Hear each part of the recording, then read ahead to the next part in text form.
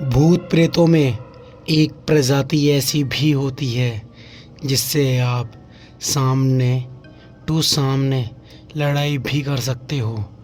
अगर आप किसी पानी के पास में हो तो आपका जीत पाना बहुत मुश्किल हो जाता है, लेकिन अगर आप पानी के पास में नहीं हो तो ये मानो कि आप उसे हरा भी सकते हो। नमस्कार दोस्तों, अगर आप मेरे चैनल पर नए हैं तो प्लीज़ चैनल को सब्सक्राइब करें, साथ में बेल आइकन भी दबा दें। यार, आपसे हम्बल रिक्वेस्ट रहती है कि आप वीडियो देखते हैं लेकिन चैनल सब्सक्राइब नहीं करते।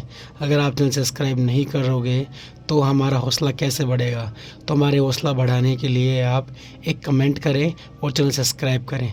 तो चलो कहानी शुरू करते हैं। आज की कहानी हमारी धर्मपाल जी की है। धर्मपाल जी बताते हैं कि जब वो जवान हुआ करते थे, अभी तो फ़िलहाल वो दादाजी की उम्र के हैं, लेकिन वो बताते हैं कि जब वो गांव रहा करते थे, एक दिन रात को किसी ने उनका दरवाज़ा खटखटाया। धर्मपाल जी नींदों में थे, उन्होंने ध्यान नहीं दिया। दोबारा दरवाज़ा खटखटाया गया तो वो जाकर दरवाज़ा खोलते हैं, देखते हैं कि सामने उनकी माँ खड़ी है और वो काफ़ी घबराई हुई है। धर्मपाल जी ये देखकर काफ़ी घबरा जाते हैं और पूछते हैं, माँ क्या हुआ, आप घबरा क्यों रही हो? तभी वो बोलते हैं कि तुम्हारे पापा जी खेत में गए थे और अभी तक नहीं आए। तभी धर्मपाल जी कहते हैं कि आप अंदर आ जाओ और मैं जाकर देख के आता हूँ। तभी धर्मपाल जी की माँ कहती है, नहीं बेटा, मैं भी तुम्हारे साथ चलूँगी। धर्मपाल जी की माँ आगे आगे और धर्मपाल जी पीछे पीछे चल रहे थे।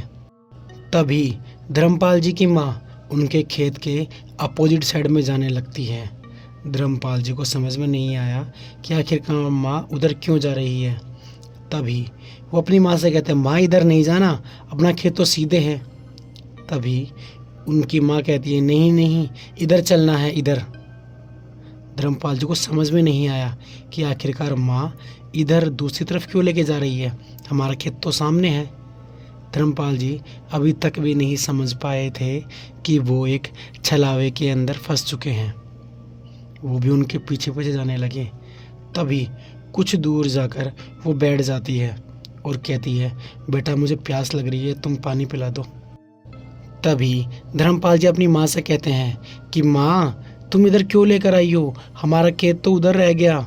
तभी धर्मपाल की माँ कहती है कि बेटा कुछ नहीं, अपन को इधर ही चलना है और कुछ दूर जाते ही आपके पिताजी हमें मिल जाएंगे। तुम एक काम करो, पहले मुझे पानी पिला दो, मुझे बहुत प्यास लग रही है। धर्मपाल जी कहते हैं कि माँ एक काम करो, आप यहीं बैठो, मैं पानी लेकर आता हूँ। धर्मपाल जी पड़ोस वाले खेत में जाते हैं और वहाँ से एक लोटा पानी का लेकर आते हैं।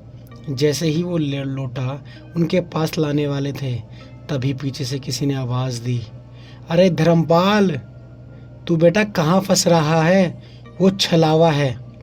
जिस इंसान ने धर्मपाल जी को आवाज़ दी थी, उनकी बात क्लियर तो नहीं आई, लेकिन धर्मपाल जी पीछे मुड़कर देखते हैं तो एक आदमी वहाँ खड़ा था और वो क्या कह रहा था उनकी आवाज़ उन तक नहीं पहुँची।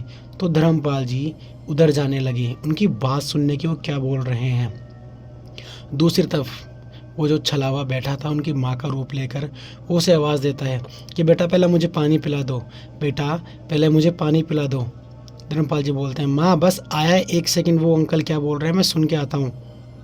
तभी वो एक मर्दों वाली आवाज़ में बोलता है, अरे धर्मपाल, पानी पिला दे, पानी तेरा इंतजार कर रहा हूँ, कितना टाइम हो गया बैठे बैठे।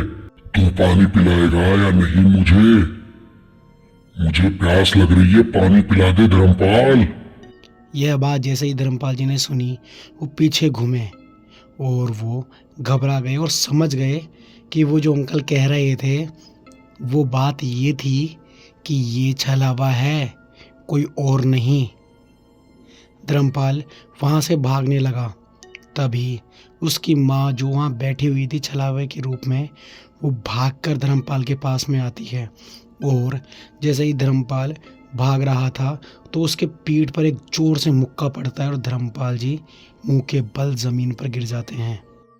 उनके हाथ में पानी का जो लोटा था वो अब खेत में गिर चुका था और वो पानी ख़त्म हो गया था।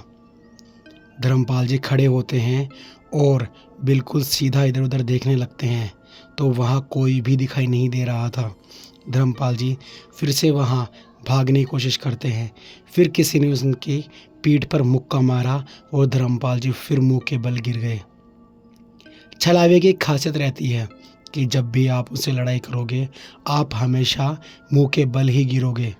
ये छलावे की खासियत होती है। अगर आप भी कभी किसी से लड़ाई कर रहे हो और बार बार मुंह के बल गिर रहे हो तो समझ जाना कि आप जिनसे लड़ रहे हो वो कोई और नहीं बल्कि छलावा है।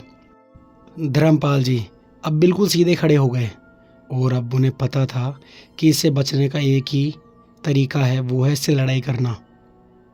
धर्मपाल जी बिल्कुल सीधा खड़ा होकर उन्हें ललकारने लगा कि छलावा सामने आ, अब मैं तेरा डटकर सामना करूंगा, मुझे पता लग गया तू कौन है।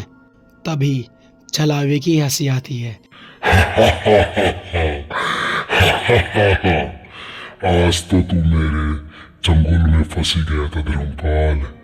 ये तो पता नहीं कैसे वो आदमी ने तुझे देख लिया, वरना आज तो तेरा काम तमाम मैं कर ही देता। लेकिन कोई बात नहीं, अभी भी तू मेरे चंगुल में ही फंसा हुआ है। धर्मपाल जी की और छलावे की लड़ाई शुरू हो गई थी। लड़ाई करते करते 5-7 मिनट हो गए थे। तभी अचानक से पीछे लोग दिखाई दिए और वो हाथों में मशाल लेकर आ रहे थे। जैसे ही वो लोग धर्मपाल जी के पास में पहुँचे वैसे ही वो छलावा कहीं गायब हो गया और धर्मपाल जी वहीं गिर गए। जैसे ही वो लोग उन्हें उठाए तो उनकी जगह जगह पर चोटों के निशान थे और खून भी निकल रहा था। लोगों ने उसे धर्मपाल के घर ले गए और उन्हें मरहम पट्टी करवाई। धर्मपाल जी बताते हैं कि एक छोटा सा एक्सीडेंट मेरे साथ में हुआ था, लेकिन मैं कभी भी, अब मुझे पता लग गया कि छलावे से कैसे लड़ा जाता है। उस दिन के बाद में कभी भी मेरे साथ में ऐसी कोई भी घटना नहीं हुई। आपको ये धर्मपाल जी की कहानी कैसी लगी मुझे कमेंट बॉक्स में बताना ज़रूर। और अगर आप मेरे चैनल पर नए हैं तो प्लीज़ चैनल को सब्सक्राइब करें, साथ में बेल आइकन भी दबा दें।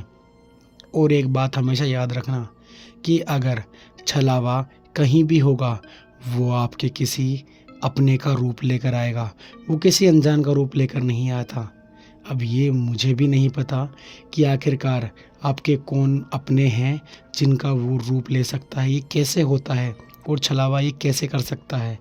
और वो आवाज़ भी वही निकालेगा जो उस व्यक्ति की रियल में आवाज़ है। तो चलो हम सब अगली कहानी में मिलते हैं।